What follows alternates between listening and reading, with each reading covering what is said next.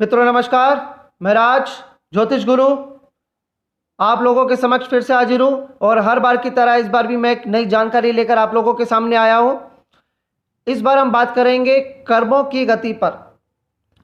अक्सर ये कहा जाता है कि कर्मों की गति काल से भी ज़्यादा तेज होती है, और वो कैसे, इस चीज़ को समझना है तो इसके लिए हमें महाभारत का अध्ययन करना पड़ेगा। वैसे आजकल टीवी में महाभारत के सीरियल बने हुए हैं, और अगर टीवी में अब ये नहीं चल रहे तो आप इन्हें यूट्यूब पे भी देख सकते हैं।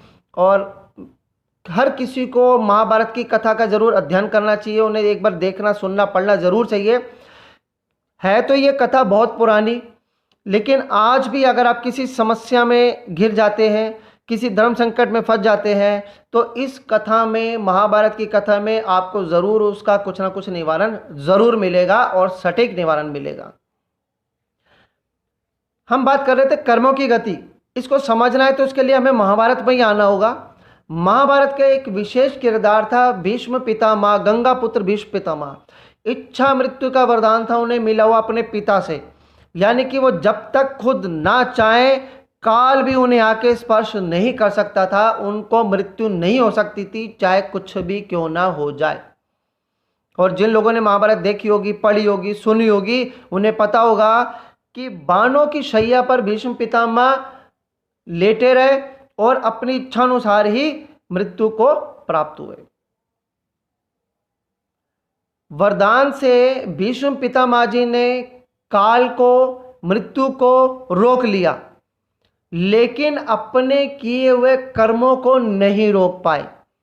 101 जन्म पूर्व उनके जो किए हुए कर्म थे, उन्होंने भी इस जन्म में आके उन्हें घेर लिया। ये उनका कर्म ही था कि उनकी वजह से एक सांप सरकंडों में जाके फंस गया था और उसके सारे शरीर में सरकंडे यानी कि कांटे आर पार हो गए थे। वही कर्म भीष्म पितामह को भोगना पड़ा था कि जब तीर उनके शरीर के आसपास हो गए, आर पार हो गए, और उन्हें जो है बाणों की शैया पर लेटना पड़ा। और आज तक ऐसा कहीं भी सुनने और देखने या पढ़ने को नहीं मिला कि किसी ने अपने कर्मों को रोकने के लिए कोई वरदान मांगा हो या उसे मिला हो। आप किसी वरदान से अपनी मृत्यु को रोक सकते हैं, काल को रोकने की कोशिश कर सकते हैं, लेकिन कर्मों को रोकना मुश्किल है। रावण ने भी काल को अपने काल कोठरी में कैद जरूर कर लिया था, लेकिन अपने कर्मों को रावण भी बांध नहीं पाया। इसलिए कहा जाता है कि कर्मों की गति तेज है और निरंतर है। कर्म निरंतर चलते रहते हैं, कर्म नहीं रुकते। मृत्यु रुक सकती है, समय रुक सकता है, काल एक बार को रुक सकता है, लेकिन कर्म नहीं रुकेंगे। कर्मों की गति तेज है, काल से भी तेज है, और उसकी गति निरंतर है। कर्म ना रुकते हैं, ना रुकेंगे।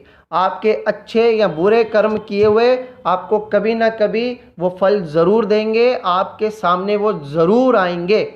आप कुछ भी कर लें, अपने कर्मों को बांध नहीं पाएंगे।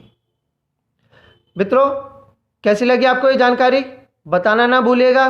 अगली बार फिर एक नई जानकारी के साथ आप लोगों के समक्ष मैं हाजिर होऊंगा।